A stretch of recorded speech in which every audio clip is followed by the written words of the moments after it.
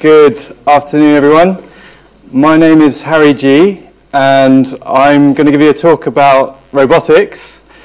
I'm based at the Bristol Robotics Lab in a technology incubator, where I'm part of a new startup company, and I've been there about a year. And for me, I'm completely new to robotics before that time. So it's been a real adventure to discover more and more about robotics, and it's something I've really had very little interest in for most of my life. It was really last year I started teaching with young people, and I was using the Raspberry Pi, and the main teacher I was working with, the way he taught, he got people interested in real-world electronics and programming. So that's something that the Raspberry Pi is very good at. Because it has these GPIO pins, you can basically learn programming, but instead of just seeing output on the screen, you can get LEDs flashing, buzzers buzzing. You can actually create an impact in the real world. And at that point, I realized it would be fun to make a robot. So I made a prototype robot, which I called the PiBot, and I'll talk to you a little bit more about that project later on in the talk. I've just got to work out how to work this presentation. There we go. So the first part of the talk is going to be about robotics at the cutting edge. So I was privileged to go on a robotics mission to California just 2 months ago. And I went with 7 other UK companies, and we saw the latest and greatest in what's happening in the world of robotics in California. And that includes Silicon Valley. And this area of the world is actually one of the most concentrated places in innovation and certainly robotics. So although we just covered one state, from San Diego at the bottom of California all the way up through Silicon Valley, Sao Paulo, San Francisco, Oakland, we're able to take in probably about 20 different places which are all doing incredible things in robotics. So I wanted to share with you that some of the things I saw. So robotics is really taking off at the moment, and it's doing that in lots of different areas, from manufacturing, from domestic robots, in agriculture, medicine, education, and entertainment and toys as well. So, hang on, I'm going down, there we go. So something which has really led the field or pushed the industry as a whole is car manufacturing. And it's been one of the first industries to really adopt robotics. And pretty much all cars are now mostly made using robots, and very sophisticated ones as well. So recently there's been some changes in new types of robots. This one's called Baxter, made by a company called iRobot, and I mean their dream was to revolutionize just more general manufacture and production. And this robot was a very low price compared to robots which have come before, and it's also a safe robot in that it senses when it knocks into you, so it's basically a human safe manufacturing robot. So I think, yeah, it hasn't quite taken the market by storm as the makers kind of were thinking, but you'll find from now on, I think you'll have more and more of these kinds of robots coming in, and they will start to make an impression.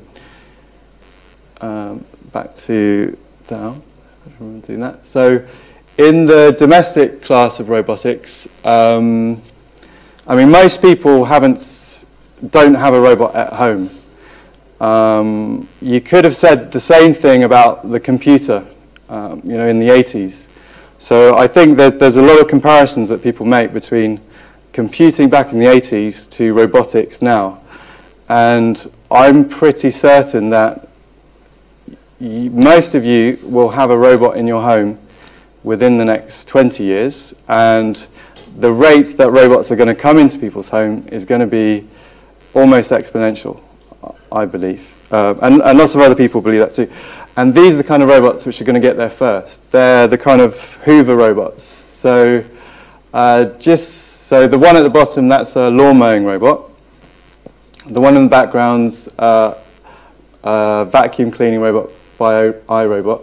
And then Dyson just this week announced the release of its own domestic robot, which is a vacuum cleaner, but it does some clever things in that it can map your house, and it's got some artificial intelligence as well, which I think Mr. Dyson will think that it has an edge over their rivals in the US.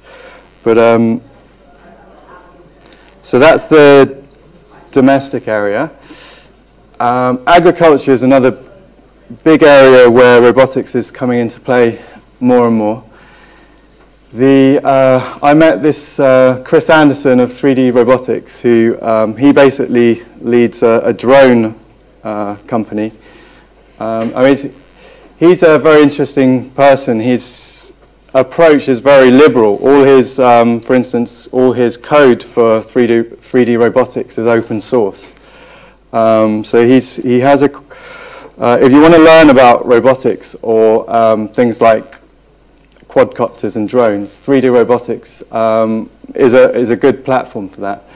But one of the things that he saw happening was that drones were being used more and more in agriculture, where they can do things like monitor crops. And for instance, at the moment, agriculture is quite industrial, and they'll almost treat different areas of land uniformly when they're doing things like irrigation and things like that.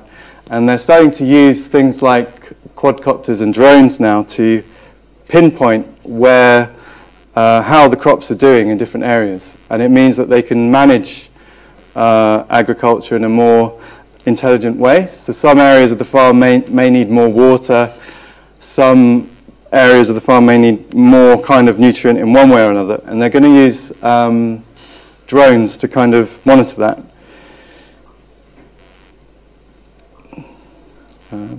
Another company I visited was Intuitive Surgical, and they make very sophisticated surgical robots, which their first robot they developed was I think called the Da Vinci, and it specializes in heart surgery. And one of the advantages, or one of the many advantages, are that it doesn't have to, I mean, internal surgery can be very, there's a lot of collateral damage in traditional surgical methods, in that surgeons have to open up say they're doing something like heart surgery, they have to open up your chest and to operate on the heart and internal organs. These robots use keyhole surgery and very precise instruments to do fairly complicated manipulations within the body with far less collateral damage. So it means that patients can get complex surgery done inside them in less time and with less side effects than other means. So I think last year these kind of robots performed 500,000 operations, and they're very sophisticated machines. They cost from $1 to $2 million, and they've developed over the last 10 years, and they're starting to do more and more kinds of procedures. So this shows a little bit of how it works. The actual surgeon has a remote console where he has hand controls which actually control the tools and the cutting instruments of the robot, which is actually inserted into the the human body. So another place we visited was Exo Bionics, and they're creating robotic legs for paraplegics and disabled people. So we met this this lady called Sarah, and she had a car accident, I think, and was paralyzed for 10 years. Well, she was in a wheelchair for 10 years, paralyzed from the waist down. And she's now got robotic legs, which allow her to walk. So again, this technology is in fairly early development, but it's already giving, I mean, she'll tell you that she's been given a new lease of life and a new level of freedom by using these robotic legs. So it was quite an amazing thing to witness. Someone kind of walk up from their wheelchair, put on these robotic legs and just walk across the room.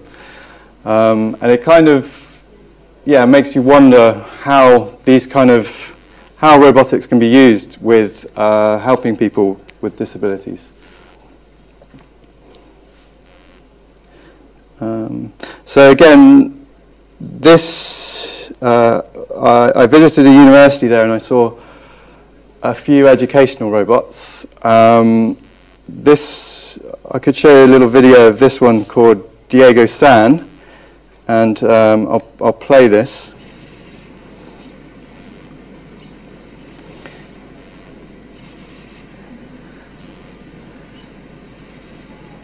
So it's a bit, I mean, it's creepy seeing like this exoskeleton with just a face doing these facial expressions, but I think... Okay, tilt his head forward. It's almost like a big baby. Yeah, it's good. And seeing the scientists, so I visited this robot, and it can't actually walk. It's just, I think it uses compressed air and hydraulics for its motions.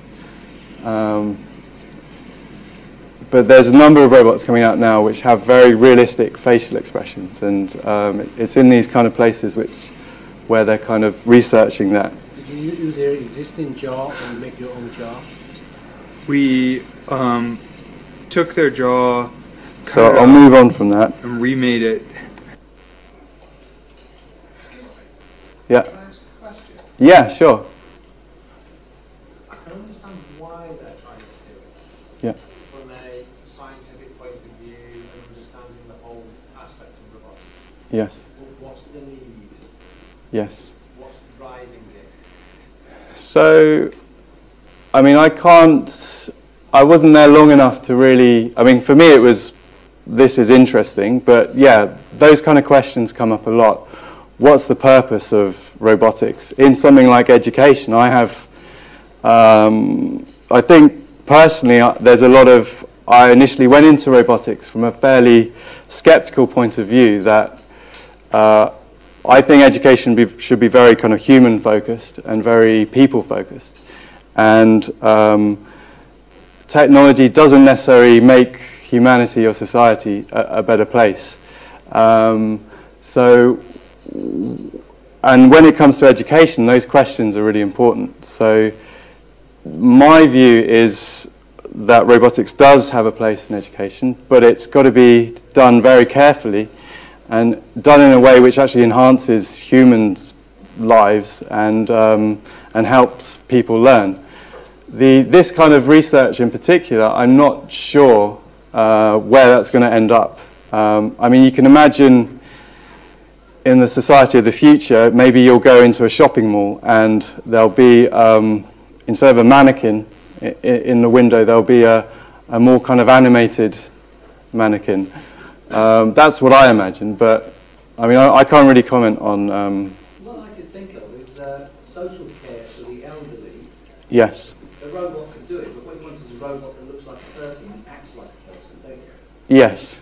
Humans interact more effectively with other humans. Yes. And the more realistic that a said robot can become, will more closely associate a bond between other humans. Yeah, that's true. And I think certainly the care of the elderly is a huge topic in robotics at the moment.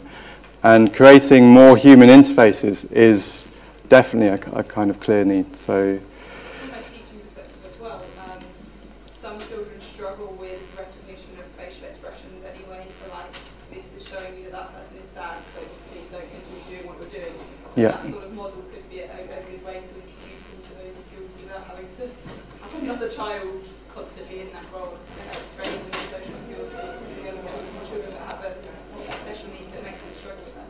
Yeah, yeah, I think sure. some studies have been done fairly recently, I might add, where people have been interfacing with children, special needs children, have performed better as a result, more consistently as a result of working with robots than they did with humans, because they know exactly where the boundaries were. Yeah, sure. Because that's an unknown quantity with humans. Yeah, granted. Okay, I'm going to move on. Yes, at the end I'll take more questions. I'll just cover, hang on. I'll carry on. So bringing it back to Raspberry Pi Robotics, and as Raspberry Pi enthusiasts, as I'm sure a lot of you are, I think there's incredible potential for robotics when using something like the Raspberry Pi. I took this slide just from an internet site called Let's Make Robots, and I thought it was a great example of just someone, a hobbyist, who has kind of put together quite a complex robot containing all kinds of sensors and actuators, just from things which he found lying around his house, potentially, or things he's got from eBay. So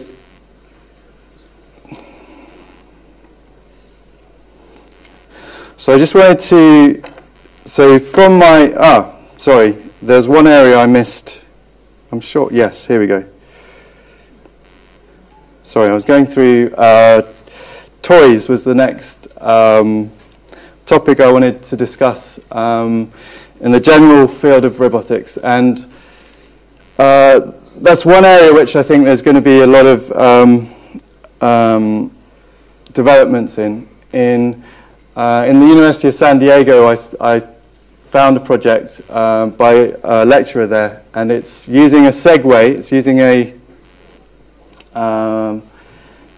beagle bone black, in fact, to create a Segway robot, which is on the top left. And he's since developed that into a product with an American company called the MIP. And this is just coming out at the moment. But I think it's one example of a robotic toy which is going to become more and more popular. So another area of robotics I came across in California was the DARPA challenge. DARPA is the American military, and they fund a lot of research out in California and in the universities there. And I found that this project has been very influential in the world of robotics. It's basically, you probably, quite a few of you have may have found out about this in the media and such, but it's really, I won't go through all the details now, but it was basically trying to create a robot which can do a series of fairly challenging tasks, which are very demanding in many ways. So again, this is kind of pushing the cutting edge of robotics. So one of the favorite places I visited was, well, my personal favorite was SRI International. the Stanford Research Institute, and they're generally doing things decades before you'll see them elsewhere. And they actually did the initial development for things like the surgical robot, the Da Vinci robot, which they, I think, did in the 80s or 90s there. And you see that kind of come out into the world sort of 2 decades later. Other things they're working on are things like exoskeletons and bionic suits, which is a kind of fusion between the human body and robotic elements. One task, again funded by DARPA, was to create a suit which would enable a soldier to carry 100, I don't know, it's probably pounds, in difficult terrains on the battlefield. So I thought that was interesting. Again, they found actually that research has been quite limited, and that it's actually very difficult to use a system like that, because the human body is very complex, and creating an exoskeleton which works seamlessly with the human body is very challenging. And they're actually now looking at more alternative ways of doing that, using soft fabrics and systems which are more malleable with the human body.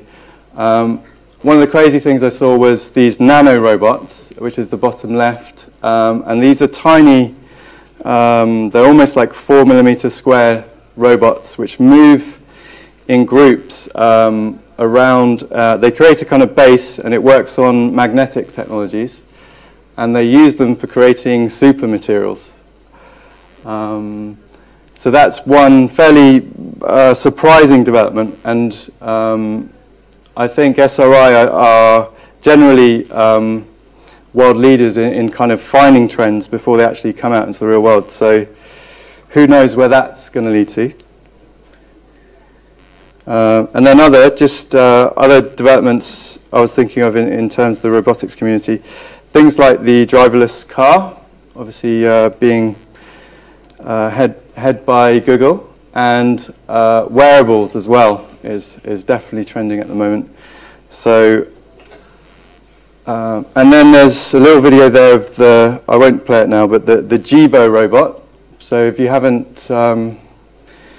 seen that video yet, I recommend that if you're interested in robots. It's one of the first domestic robots which, so their proposal, I suppose, is to create a robot which becomes a member of your family. How do you spell that? JIBO, and it's on Indiegogo crowdsourcing website at the moment, and it's been very successful. But it's really pushing the envelope of even imagining that idea that a robot could become a member of your family. So that's it for my my tour of California. How long have I got? About 10 minutes. 10 minutes left. Okay. So I'll make it 15. Sorry. Okay, 15. So the next thing I wanted to share with you was my work in Raspberry Pi Robotics. So as I said, I've been based at the Bristol Robotics Lab working on a PiBot project, and it's in this little box is a prototype. This is still very much work in progress, but I'm going to give you a little demonstration. And I'm going to need, what am I going to need? So there it is. It's designed to be low cost and accessible. And so I think what differentiates it from other robots are things like its speaker. So in the workshops that I run and the classes that I do, I think I've chosen the Raspberry Pi for robotics because I think you're almost halfway there in terms of creating a robot. The Raspberry Pi has got everything you need to kind of build a robot from, and it's amazing what you can do when you attach some low-cost components. So I've sourced a series of fairly low-cost components, things like DC motors, ultrasound modules, the speaker, obviously, and it also can come with a little microphone. And all of a sudden, with the camera module as well, you've got a robot which can see, which can hear, which can move around. It's got some LEDs on the back as well, so it can light up. So it's a real world kind of robot. I'm going to just give a little demo of it. So that involves turning it on initially.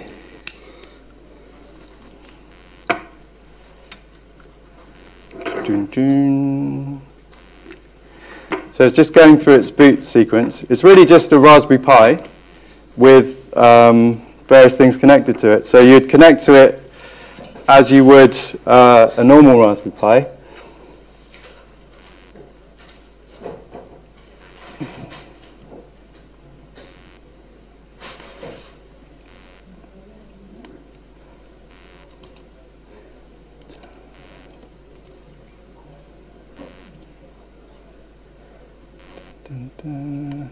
So I'm just pulling up a terminal interface, and I'm going to, hang on, I'll close that. So first thing I need to do is to connect to it through its own wireless hotspot. So that's one of the things you can do with a Raspberry Pi. You can turn it into a wireless hotspot and then connect to it. So I've done that with this Raspberry Pi. So it's called PiBot 2. So I'm now connecting to the robot and the Raspberry Pi there. I'm then going to get some notes.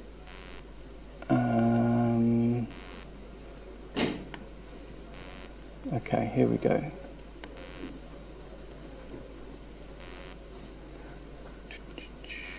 Make that font a bit bigger so you can read it. Yeah, I'll do my best. Hang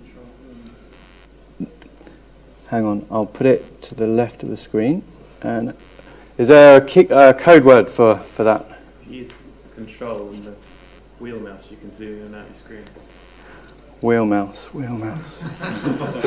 got one there.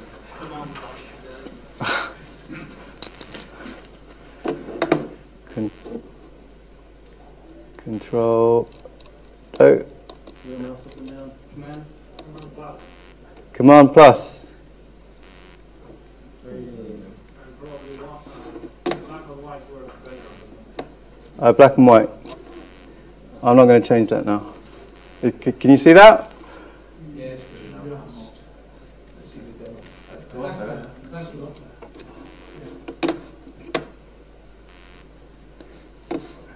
So I put that in that half, and then these are my notes. So first thing, I'm going to SSH into it. Come on.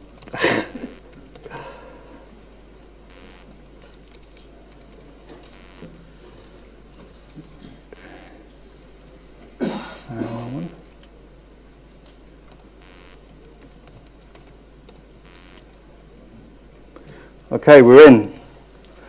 So we have a terminal session connected to the Raspberry Pi on the robot. I'm now going to run a little script I've prepared. So I have also with my team developed a web interface, so you can connect to it from a smartphone or a tablet, and you can use things like Blockly to control the robot. But I'm not going to show that today. I'm going to just use the core library we've written for it. So I'm going to have to, Here we go. So I'm using this command to kill the web interface that I've got running there, so there's no conflicts.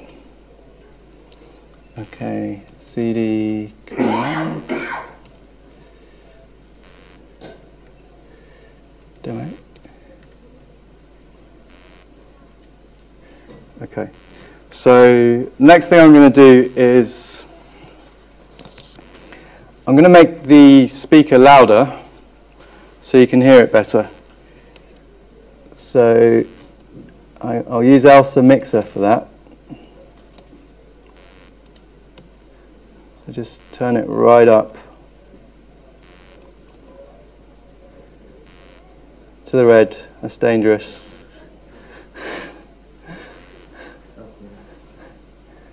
Danger. And then we're going to try and run the script.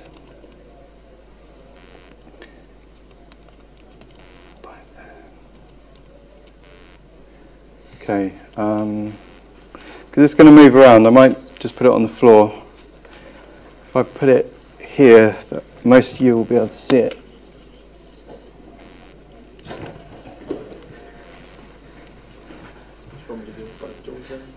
Yeah, if you stand by it.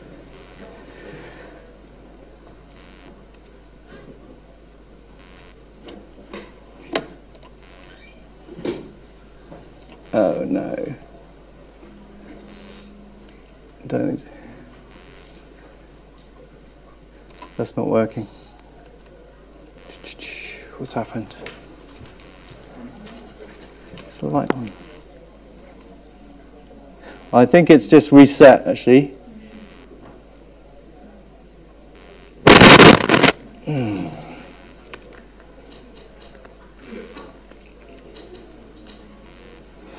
So yeah, it just rebooted for some reason there. So if I just try that one more time.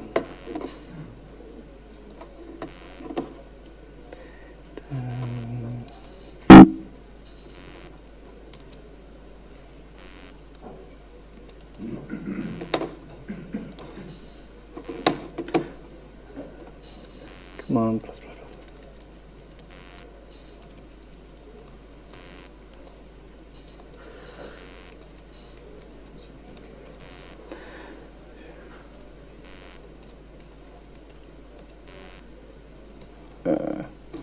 Sorry. I forgot to redo the Wi-Fi. That's it there. So I did practice this, and it did work before. So please forgive me if it doesn't work. But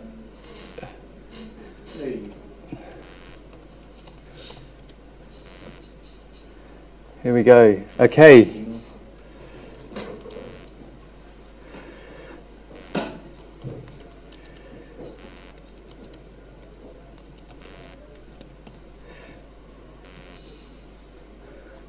Okay.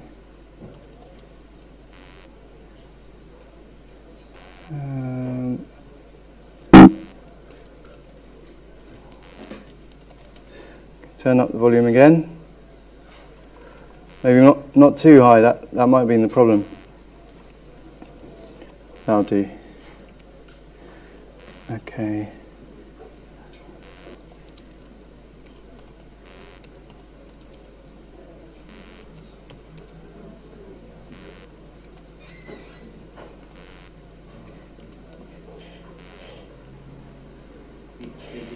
Oh, sorry.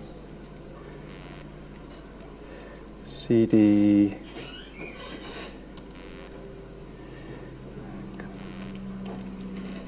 Come on, demo. Come on, work. Yes! Okay, so the script's running.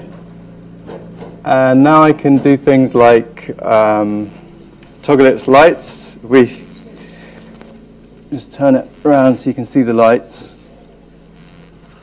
Did that reboot again? Oh no.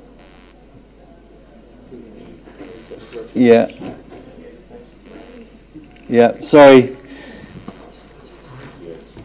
That's it, it rebooted, I'm afraid. I'm going to, it's probably best, shall I persevere or shall I do it? Probably not, no.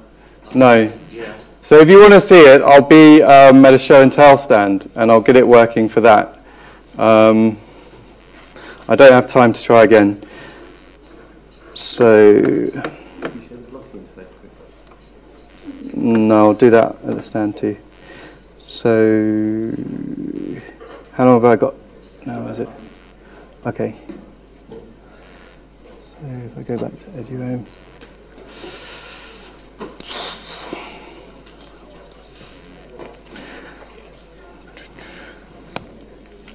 So it is a very interesting demo, and we have got the robot dancing and talking. So if you are interested, please come and find me at the stand. I'm sorry that that didn't work on that instance.